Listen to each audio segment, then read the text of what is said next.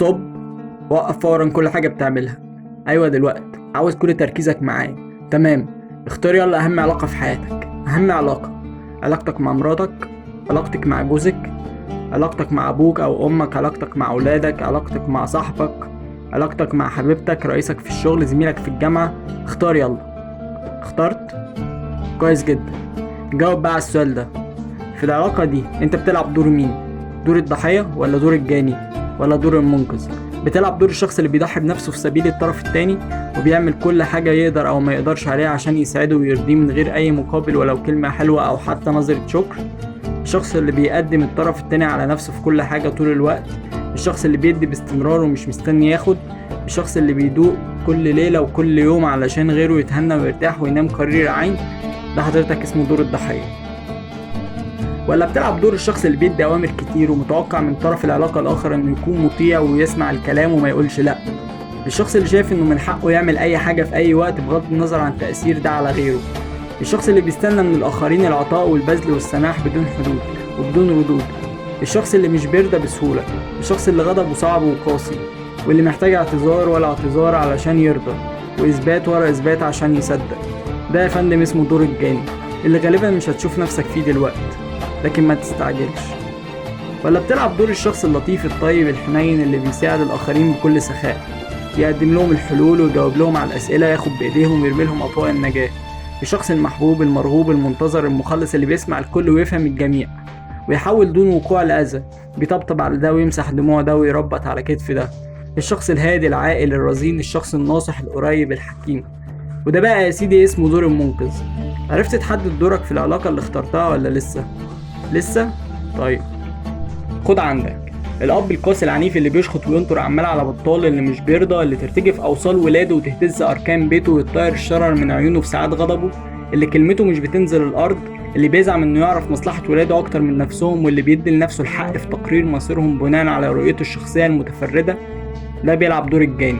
وأولاده اللي مش بإيديهم حيلة واللي مضطرين يسمعوا كلامه ويسيروه ويقدموا له قرابين الولاء والطاعة ولو على حساب نفسهم ومستقبلهم وحياتهم. دول بيلعبوا دور الضحية.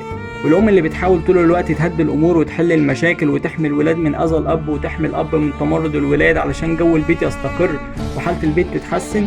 دي بتلعب دور المنقذ. الزوج اللي بيهين زوجته بالليل ويجرحها بالنهار ويقلل من شأنها مع كل كلمة وكل نظرة وكل تصرف، اللي بيشتمها بأي شكل أو يمد إيده عليها بأي درجة ويمنعها من ممارسة حياتها الطبيعية وحقوقها الإنسانية بأي حجة وتحت أي مسمى. ده بيلعب دور الجاني. الزوجة اللي بتستحمل ده وتطنش علشان تعيش وتيجي على نفسها علشان ما تتبهدلش وتتشرد هي وولادها. دي بتلعب دور الضحية. وزميلها في الشغل أو جوز صاحبتها اللي بيهتم بيها ويسمعها ويديها الوقت والاهتمام والحنان وأوهام الحب ويعيشها في عالم جميل من الرومانسية والخيال. ده بيلعب دور المنقذ. الخطيب اللي بيوعد خطيبته إن هو هيخلصها من ظلم أبوها وغلاسته وتسلط أمها وافتراها وهيخرجها من بيتها اللي مليان مشاكل وأذى وتعب علشان تسكن في بيته اللي مليان ورد وفل وياسمين. ده برضه بيلعب دور المنقذ وهي بتلعب دور الضحية. والحبيبة اللي بتتشعلق في حبيبها وتديله من غير حدود وتصوره إن هي من غيره ما تسويش حاجة وإنها هتموت لو بعد عنه وإنه المصدر الوحيد والفريد للأمان والحب والاهتمام في هذا العالم القاسي المتوحش. دي بتلعب دور الضحية وتخليه هو يلعب دور المنقذ وبعد شوية الجاني، أو هي هتطلع منه دور الجاني وتخليه يلعب. كل واحد فينا جواه سيناريو رسمه لحياته بناء على اللي وصل له أثناء التربية واللي تعرض له في سنين عمره الأولى وبعض الاستعداد الوراثي وبعض العوامل الأخرى. سيناريو يعني أدوار وأشخاص وأحداث، وبيكون له في السيناريو ده دور محدد، إما دور الضحية أو دور الجاني أو دور المنقذ. بيسموا ده ساعات مثلث الدراما الحياتية، وكل واحد بيدور في رحلة حياته وعلاقاته على أشخاص تنطبق عليهم مواصفات باقي الأدوار. يعني لو كان الدور اللي مختاره لنفسه دور الضحية فبيدور غالبا بشكل غير واعي على حد يجيد لعب دور الجاني، ولو ما لقاهوش يشوف حد عنده الاستعداد الداخلي إنه يمارسه ويبدأ بكل بساطة وبراعة يطلع الدور ده منه ويدربه زي المخرج ما بيدرب الممثلين على الأداء لغاية ما يتقنوا ويتقمصوا ويلعبوا ويمارسوا ويصدقوا ويتحول ليه ويكون. تصور مثلا البنت اللي تعرضت لشكل من أشكال العنف أو القسوة في المعاملة أو الاعتداء الجسدي أو اللفظ عليها وهي صغيرة. لما تيجي تختار حد في علاقة عاطفية أو زواجية تختار مين؟ معظم الدراسات اللي اتعملت على البنات دي وجدت إنهم في حالة عدم تغيرهم أو علاجهم نفسيا بيختاروا شريك حياة عنيف وقاسي ومستغل ومتفنن في أساليب العدوان اللفظي والجسدي والعاطفي، وإنه لو ما كانش كده فعلا فهي بتستفز فيه بكل شكل وبكل طريقة الصفات دي وتطلع منه أسوأ ما عنده. الأتهم من كده إنها لو انفصلت عن الشخص ده وقررت ترتبط بشخص تاني غالبا هتختار شخص تاني بنفس المواصفات. وده مثل واضح جدا لسيناريو نفسي داخلي عميق بتصر فيه البنت دي إنها تلعب دور الضحية، تختار شخص يجيد لعب دور الجاني وتكرر هذا الاختيار وتصر عليه بشكل يبدو إنه غير مفهوم، لكنه في الحقيقة هيوصل ليها رسالة نفسية مهمة جدا ويثبتها عندها، هي إنها مظلومة باستمرار ومكسورة طول الوقت وطيبة وغلبانة ومفيش في إيديها أي حيلة في عالم من الأشرار والسفاحين والمستغلين. يعني باختصار كده هي غير مسؤولة وبتنجح في إثبات ده مرة ورا مرة ورا مرة ورا مرة. مثل تاني، الطفل اللي كان بيتعامل معاملة سيئة من أهله، معاملة كلها قسوة وعقاب وأذى وإهمال وتجاهل لحقوق الإنسانية البسيطة، الطفل ده لما يكبر ويتجوز ويخلف بيكون قدامه سيناريو من 3. السيناريو الأول هو إنه ممكن يكرر نفس اللي اتعامل معاه وهو صغير مع زوجته وولاده، يعني يكون أب شديد لا يعرف الرحمة وزوج قاسي لا يعرف الحب، وبكده يلعب دور الجاني. وطبعا عشان يلعب الدور ده هيختار واحدة حابة تعيش في الدور الضحية ده وحابة تكمل فيه. السيناريو التاني هو إنه يكمل في نفس الدور اللي اتربى عليه، دور الضحية، واللي هو في الحقيقة كان مضطر وقتها لأنه ما كانش فيه بدايل، لكن المرة دي هو مختار مش مضطر، فبيختار زوجة متسلطة مفترية تطلع البلد الأزرق على جدته. أما السيناريو الثالث فهو إنه يعيش طول الوقت في دور المنقذ والمخلص لولاده من قسوة أمهم وشرها. طيب اتجوزتها ليه من الأول وهي كده؟ علشان تلعب دور الضحية بتدور على حد تنطبق عليه مواصفات دور الجاني، وعشان تلعب دور المنقذ بتدور على اللي ينفع يلعب دور الضحية، وعلشان تلعب دور الجاني بتختار اللي يسمح لك تخليه ضحية. يعني مديرك في الشغل اللي مستبيح كرامتك وبيدوس عليك ويستغلك، انت اللي سمحت له بده وخليته يلعب دور الجاني وانت عشت دور الضحية، وهو شاف ده فيك وعرف يستخدمه بكامل وعيك وإرادتك، وانتوا الاتنين مسؤولين. وحبيبتك اللي انت بتعبدها وبتعشقها ودايف فيها حتى الموت وهي مطنشاك ومش بتسأل فيك وسايقة عليك الدلال والدلع للآخر، هي في الآخر لمحت فيك استعدادك لدور الضحية ومارست معاك الدور المكمل بكل مهارة واقتدار. واستمتع يا سيدي بسهر الليالي وسماع أغاني الحزن والهجر والفراق بس ما تشتكيش. هتقولي هو يعني بيبان على الواحد أو الواحدة من الأول أو هي ناوية تلعب دور إيه في سيناريو حياتها وعلاقاتها؟ كل ده بيظهر بعدين. اقول لك لا، في عند كل واحد فينا كده زي قرون استشعار، بتحس وتلقط وتفهم اللي قدامه من تصرف بسيط، من حوار موجز، من طريقة كلامه، من حتى طريقة لبسه او مشيته، ومجرد ما تستنتج ان هو ده اللي هيليق عليه الدور او هو ده اللي عنده استعداد يلعبه ويكمل السيناريو اللي هيثبت لي الرسالة النفسية اللي جوايا، بشبط فيه واتعلق بيه واقول هو ده مفيش غيره، يا ده يا بلاش. في حاجة كمان، انت ممكن تكون في علاقة ما بتلعب دور الجاني، في علاقة تانية بتلعب دور الضحية، وفي علاقة تالتة بتلعب دور المنقذ. مش بس كده، ده ممكن في العلاقة الواحدة تتبادل الأدوار، شوية تبقى جاني، شوية تبقى ضحية، وشوية تبقى منقذ. يعني اللي بتموت في حبيبها وبتوصله طول الوقت انه فارس الأحلام اللي هيخلصها من شرور العالم وظلم التاريخ، وانه الملاذ الأول والأخير ليها في حياتها، وانه كل أحلامها وأمانيها في الدنيا انها تعيش معاه طول الليل والنهار بين 4 حيطان وبس. في الحقيقة هي بتعيش دور الضحية وبتطلع منه دور المنقذ، وهو طبعا بيحب الدور وبيلعبه ببراعة علشان يوصل لنفسه هو التاني انه طيب وجدع وشجاع ومخلص، ويدي لنفسه الحق في انه يمتلكها.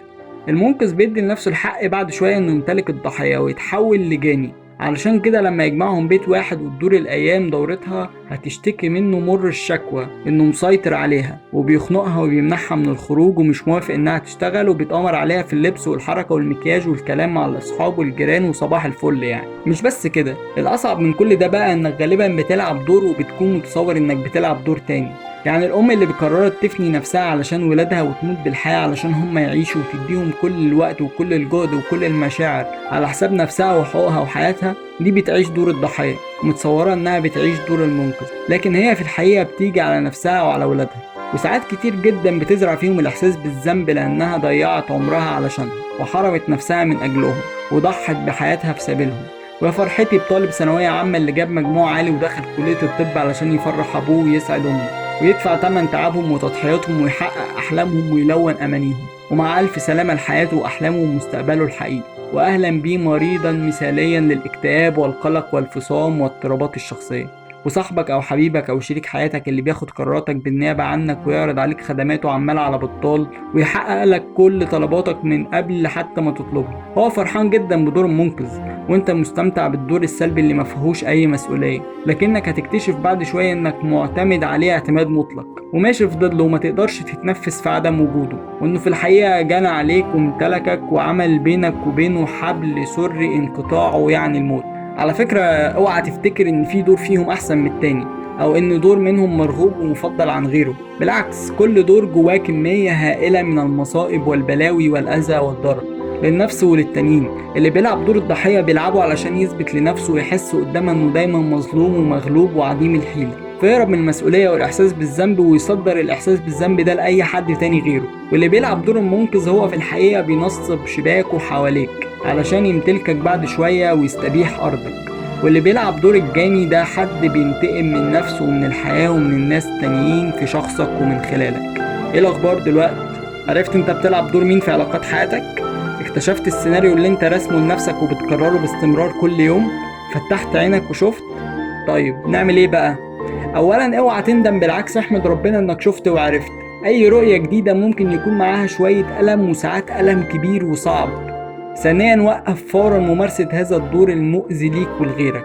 اعمل ستوب كبيرة جدا وعيد ترتيب حياتك وتقييم علاقاتك وصحح مسارها، وكفاية أذى لغاية كده. تصحيح المسار ده بيتراوح من إنهاء الدور في العلاقة حتى إنهاء العلاقة نفسها لو ما كانش في حل غير كده. ثالثا ما تسمحش لأي حد إنه يمارس معاك دور من الأدوار دي في علاقتك بيه، ولو كانت علاقته معاك مدتها حتى 5 دقايق صدفة في الشارع. ما تسمحش كمان لحد إنه يطلع منك دور تمارسه معاه، علشان الجاني دايما بينتقم من التانيين، والضحية دايما بيحسس اللي حواليه بالذنب، والمنقذ دايما بيمتلك ويستحوذ ويستبيح الحدود. باختصار شديد جدا خليك حقيقي وتحمل مسؤولية نفسك بجد، مسؤولية علاقاتك. ما تبقاش جاني ولا ضحية ولا منقذ. قبل ما تخلص الفيديو ده قول ورايا يلا دلوقتي بصوت عالي ستوب.